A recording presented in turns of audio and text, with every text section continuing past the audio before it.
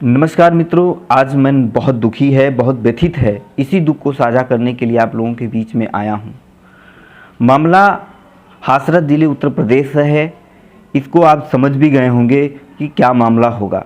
बलात्कार का मामला, ऐसा मामला जो बिल्कुल जी को झकझोर देता है, जो जिसको सुनने के बाद, जिसको समझने के बाद, देखने के बाद बिल्कुल मन व्यथित हो जाता है। कौन नहीं दुखी हो गया है आज के इस दिन पर।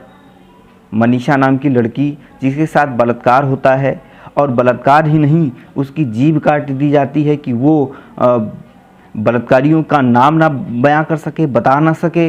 उसकी गर्दन की हड्डी तोड़ दी जाती है और कई कई दिन FIR नहीं होते हैं। मामला हासरस जिले का है। बताइए, ऐसी कंडीशन प्रदेश में, ऐसी कंडीशन देश में। मामला एक आया था निर्भया, जो बहुत पुराना हो गया है, दिल्ली से, जो पूरे देश और दुनिया को झकझोर दिया था। आज ये दिन प्रतिदिन दोहराए जा रहे हैं ऐसे मामले, जो समाज में आ जा रहे हैं। आने के बाद फिर अगर ये लोगों के बीच में समझ में आ जा रहा है तो लोग सड़क पे उतर जा रहे हैं, तो दिखाई देता है। बाकी ऐसे पता नहीं कितने मामले ऐसे हो जा रहे हैं कि लोगों कानों तक नहीं आ पाता है।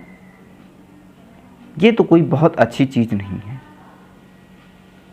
ये देश को, ये समाज को, ये प्रदेश को क्या हो गया है, लोगों को क्या हो गया है, सरकार को क्या हो गई है कि कुछ समझ में नहीं आता है। कोई डिसिप्लिन नहीं, कोई जो है संवैधानिक दायरे में नहीं रहना चाहता है। ऐसी स्थिति देश के अंदर कभी नहीं थी, जो अब होती चली जा रही है। हम लोगों ने तो अच्छे दिन की कल्पना किया था, अच्छा दिन आएगा, लेकिन दिन प्रतिदिन ऐसा होता जा रहा है कि कोई फर्क ही नहीं। किसान देखो तो ट्रेन रोक रहा है, आंदोलन कर रहा है। बेरोजगार देखो तो वो सड़क पे उतर रहा है, रोजी मांग रहा है। सब जगह परेशानी, सब जगह ऐसी स्थिति बनी हुई है कि कुछ समझ में नहीं आता। क्या सरकारें कर रही हैं वो भी समझ में नहीं आता कि हो क्या रहा है। क्या गाइडलाइन आ रही है, कोई समझ में नहीं आता। इस तरीके से देश के अंदर भयावह स्थिति बनी हुई है। आज बिल्कुल वाकई में मन बहुत व्यथित है, बहुत दुखी है। मैंने देखा कि बहुत सारे ऐसे सामाजिक संगठन, बहुत ऐसे महिला प्रकोष्ठ के संगठन सब सड़कों पे उतरे हुए हैं, कैंडल जला रहे हैं और श्रद्धांजलि दे रहे हैं उस लड़की को जो इस दुनिया में नहीं है। मैं इस दुखी मन से सादर विनम्र श्रद्धांजलि उसको अर्पित करता हूं और भगवान से प्रार्थना करता हूं कि भगवान उसके परिवार को इस दुख की घड़ी में शांत शक्ति दे, ऐसी शक्ति दे कि वो सह सके ऐसी दुख की घड़ी में। बताइए, 8 दिन FIR नहीं होते हैं, बलात्कारी नहीं पकड़े जाते हैं। जब मामला मीडिया में आ जाए, जब मामला लोगों के बीच में आ जाए, तब सरकार में भी दबाव में आती है और पुलिस दबाव में आती है, तब जाके कोई मामला जो है हल हो पाता है, वो भी थोड़ा बहुत। मैं सरकार से मांग करता हूँ कि उसको इस मामले को गंभीरता से लेकर के फास्ट ट्रैक बनाए, इसकी जल्दी सुनवाई हो और दोषियों की कड़ी से कड़ी सज़ा हो। ऐसा नहीं कि 10 साल लग जाए सज़ा देने में, अपराधी घूमते रहें, अपराधी जेल में बैठ करके मुर्गी मसाला खीर पनीर खाते रहें। नहीं, ऐसा नहीं होना चाहिए। जो अपराधी है वो अपराधी है, उसको सज़ा मिलनी चाहिए, ये मैं मांग करता हूँ। आज स्थिति ऐसी है, आज मैंने कुछ देखा, बहुत कुछ सर्च किया, पढ़ने की कोशिश की, समझने की कोशिश की, कई सारी वेबसाइटों को खंगाला, कई जो है लोगों से बात भी किया, लेकिन कोई कहीं कुछ डाटा निकल के आए सामने और कहीं से कुछ सजेशन निकल के आया। इसमें हम और आप आम जनता क्या कर सकती है। सरकार पार्लियामेंट में बैठ करके कृषि विधेयक लाती है, लेकिन ऐसा कोई विधेयक नहीं लाती है कि जो आम जनमानस के लिए फ़ायदेमंद हो। मैं पहले कृषि विधेयक पे भी बोल देता हूँ 1 मिनट आप लोगों से कि जो कृषि विधेयक अभी आया, क्या वो किसानों के लिए फ़ायदे में है? मुझे नहीं लगता तो कहीं फ़ायदे में दिख रहा है। इसलिए नहीं मुझे दिखता है क्योंकि कृषि विधेयक में जो आई उसकी जो हानियाँ मैंने देखा कि सरकार ने भंडारण की स्वीकृति दी है, जबकि 1955 में जो पहले से चली आ रही थी भंडारण की विधि, उसको विधेयक ला करके उसको समाप्त कर दिया गया था ताकि काला बाजारी रुके। आज जो बड़ी बड़ी कंपनियां हैं, स्टोरेज हैं, उसमें जाकर के स्टोर लोग कर लेते हैं और जो चीज़ 20 रुपये में होती है वो स्टोर करके कुछ दिन के बाद भी उसको 30 रुपये में बेचने लगते हैं, 40 रुपये में बेचने लगते हैं, 50 रुपये में बेचने लगते हैं। आई मीन्स कि उसका दाम बढ़ा देते हैं, उसकी प्राइसेस इतना ज़्यादा लॉस कर देते हैं कि आम जनता के लिए प्रॉब्लम हो जाता है। तो भंडारण से तो मुझे नहीं लगता है कि अगर इस तरीके से कानून लाया जाए कि जो है भंडारण की विधि को सेफ रखा जाए, लोग भंडारण करें और फिर जो इससे काला बाजारी रुकेगी। वही नोटबंदी की हाल होगी कि नोटबंदी में कहा गया कि आतंकवाद ख़त्म हो जाएगा, जो जाली नोट आ रहे हैं मार्केट में वो ख़त्म हो जाएंगे, काला धन आ जाएगा, सारी चीज़, कुछ नहीं हुआ। पीड़ित हैं किसान, इसीलिए जो है सड़कों पे बैठे हुए हैं। दूसरा चीज़ मैंने एनालिसिस किया कि कंपनियों को फार्मिंग की स्वीकृति दी गई है कि वो बड़े बड़े जो है किसानों को या फिर गांव को वो जो है कई सौ एकड़ों में, हज़ारों एकड़ में ज़मीनों को जो है एग्रीमेंट बेस पे ले लें और वहाँ अपने मन का फसल उगाएं, जैसे गेहूँ, आलू, सारी चीज़ को उगा करके वो डायरेक्ट अपना लें। तो किसान कहाँ जाएगा? किसान की जो स्वतंत्रता है वो कहाँ जाएगी? आज किसान अनाज को उगा करके पहले अपने खाने के लिए रखता है, उसके बाद जो बचता है वो जा करके फिर बेचता है, चाहे वो मंडी में बेच दे, चाहे वो किसी व्यापारी को बेच दे, किसी को बेच दे, वो बेचता है। और सबसे विडंबना की ये बात होती है जब किसान कोई चीज़ उपजाता है, जो उपजा के घर में लेके आता है तो उसका रेट होता है कम और कुछ दिन के बाद उसका रेट ज़्यादा हो जाता है।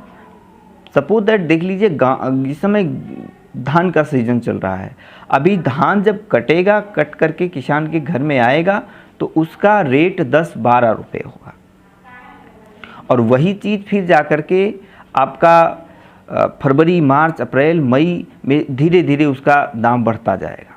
गेहूं का ले लीजिए, गेहूं जब जो है अप्रैल में, मई में और मार्च में, इस पीरियड में जब गेहूं कटता है तो उस समय 16 रुपये, 15 रुपये किलो होते हैं और वही जब चीज़ इस समय आ जाता है, नवंबर दिसंबर में आ जाता है तो वही चीज़ जो है महंगी हो जाती है।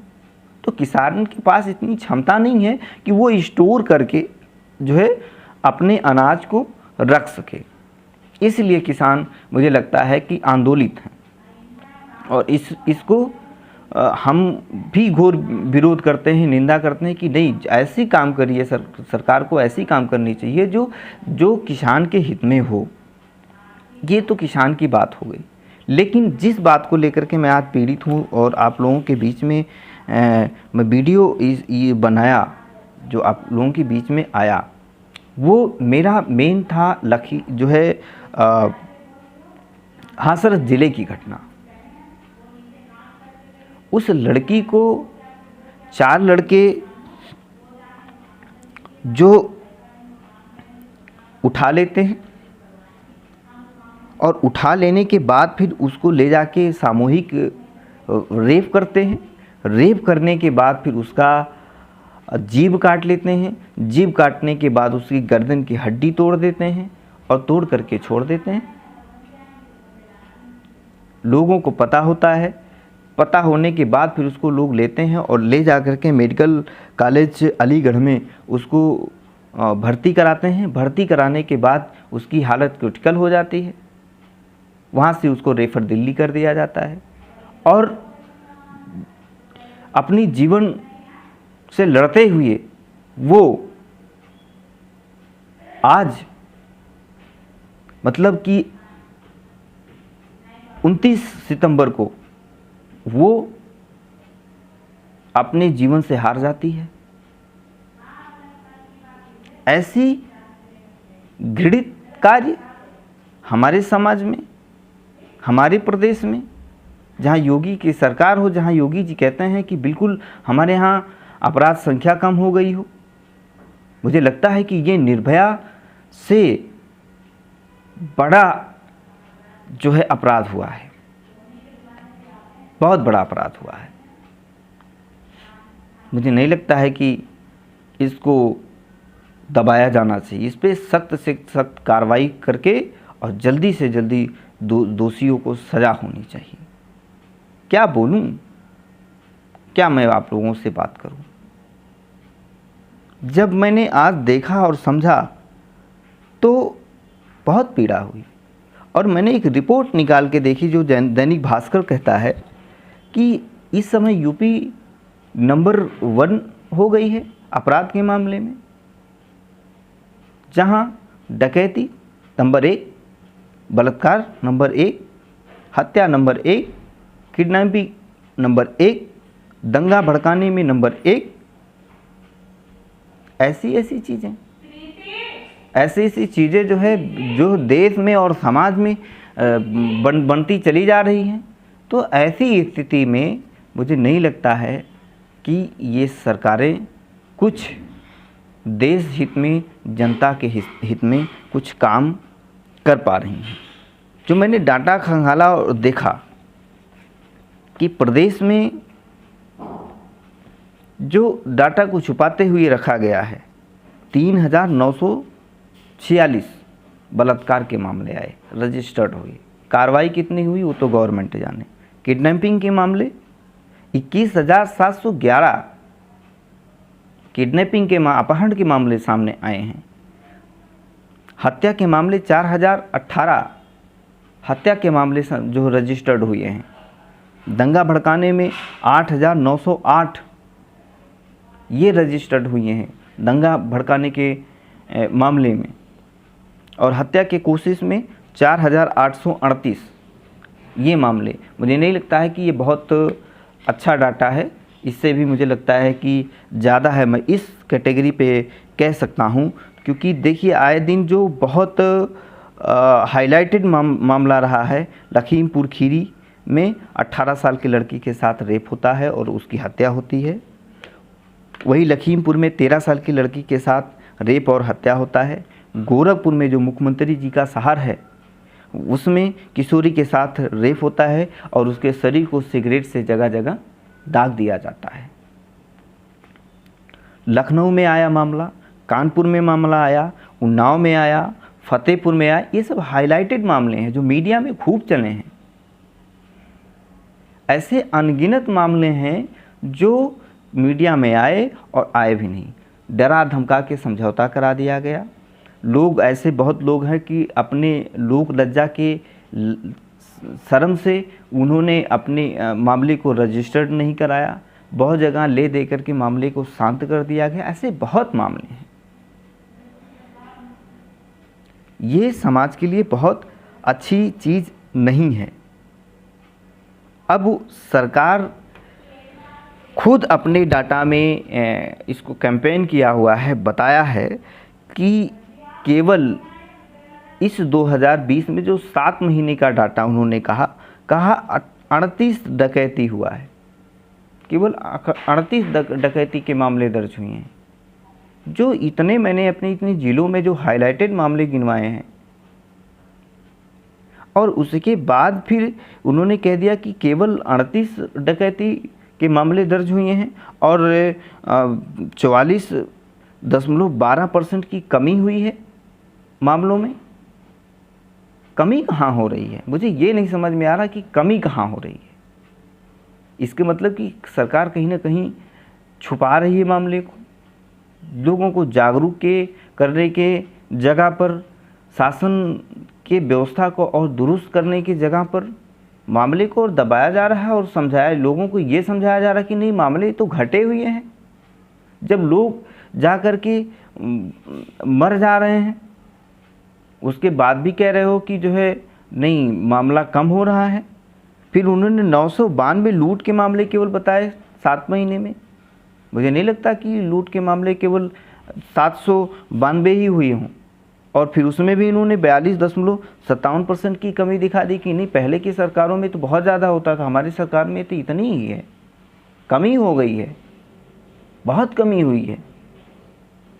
फिर उन्होंने कि जो है 2032 हत्या के मामले केवल बताए, जबकि कई ऐसे वीडियो वायरल हुए हैं कि वीडियो में लोग मोबाइल से वीडियो बना रहे, फिर भी उसमें लोग शूट कर दे रहे हैं, मार दे रहे हैं, जान से मार दे रहे हैं। बहुत सारी ऐसी घटनाएं आई हैं सामने।